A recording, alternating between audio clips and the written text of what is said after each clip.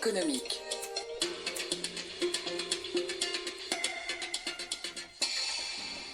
Marie Viennot évoque ce matin le sort des salariés de Vivarté. Aujourd'hui, on va être licenciés et nos familles toutes. Manifestation des salariés de Vivarté à Châteauroux. Nous sommes en juin 2015, quelques mois après l'annonce d'un plan social de 1600 postes équivalents temps plein, ce qui fait 2000 à 2500 salariés en moins, car dans les magasins du groupe, le travail partiel est très répandu. Aujourd'hui, il n'y a pas de plan social à l'horizon, mais les salariés sont tout aussi inquiets car le groupe est en passe d'être démantelé, le tout dans un silence quasi total.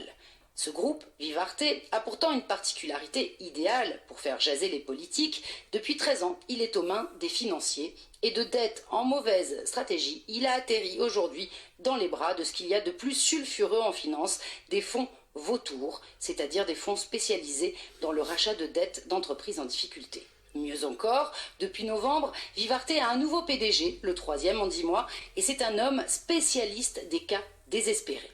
Patrick Puy. On le dit sans état d'âme quand il s'agit de restructurer, et pour l'avoir interviewé, c'est exactement son projet pour Vivarté. Vivarté va très bien, me dit-il, mais souffre d'une mauvaise image et d'un excès de dette. Le groupe a trop de marques, il faut l'amincir. Alors on vendra Koukaï, Chevignon, Pâte au gaz comme prévu, et peut-être d'autres encore.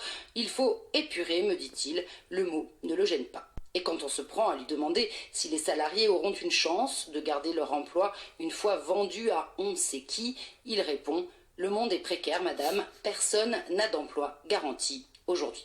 Les salariés de Vivarté sont prévenus, certains se sont ouverts à moi par mail interposé. Je suis cadre, payé 1450 € par mois pour 150 heures de travail alors que j'en fais 200, m'écrit la responsable d'une boutique.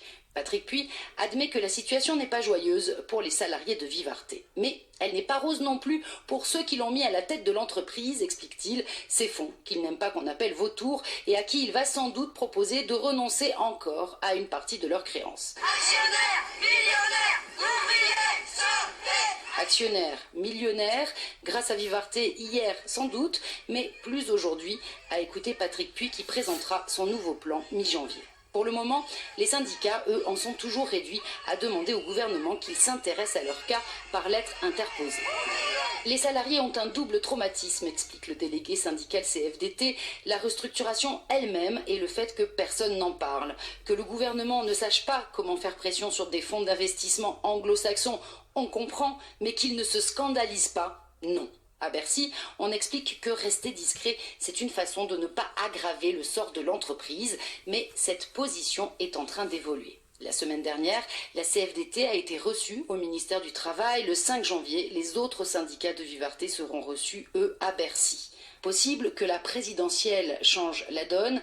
Sachez que de tous les candidats que j'avais interpellés sur le cas de Vivarté en novembre, un seul m'a pour le moment transmis ses solutions contre les fonds vautours, Benoît Hamon. La CFDT fait, elle, état d'appel du pied de militants du Front National auquel elle n'a pas voulu donner suite.